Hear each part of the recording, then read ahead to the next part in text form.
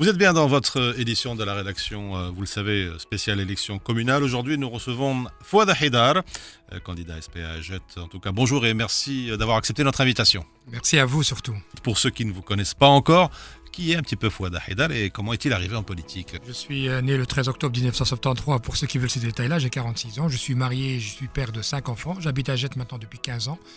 Je suis maintenant plus ou moins depuis 20 ans en politique. Donc j'ai travaillé d'abord 5 ans comme conseiller au cabinet ministériel, d'abord 2 ans au fédéral et 3 ans au régional. Et donc je suis parlementaire et premier vice-président de la région de Bruxelles-Capitale. Donc ça fait maintenant quelques années que je suis en politique, mais j'ai toujours été soit parlementaire, soit conseiller communal, et je n'ai jamais pu avoir ou travailler dans le cadre d'un mandat. Bref, ça veut dire exécutif. Et donc maintenant, je deviens un peu plus ambitieux et je me dis pourquoi pas, si on veut changer les choses, si on veut décider, il faut pouvoir à un moment donné rentrer dans la gouvernance. Et donc je tente d'abord ma chance ici au niveau de la majorité, c'est-à-dire que puisque je suis dans l'opposition, c'est que je suis ni ministre, je ne suis pas échevin et je ne suis pas bourgmestre.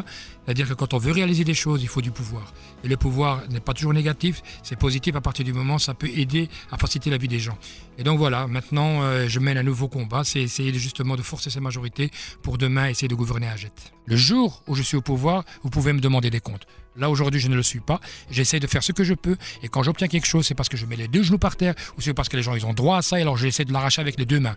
Mais demain effectivement, si je suis au pouvoir, à ce moment-là je devrais prouver que les promesses que j'ai données, je pourrais les tenir ou pas.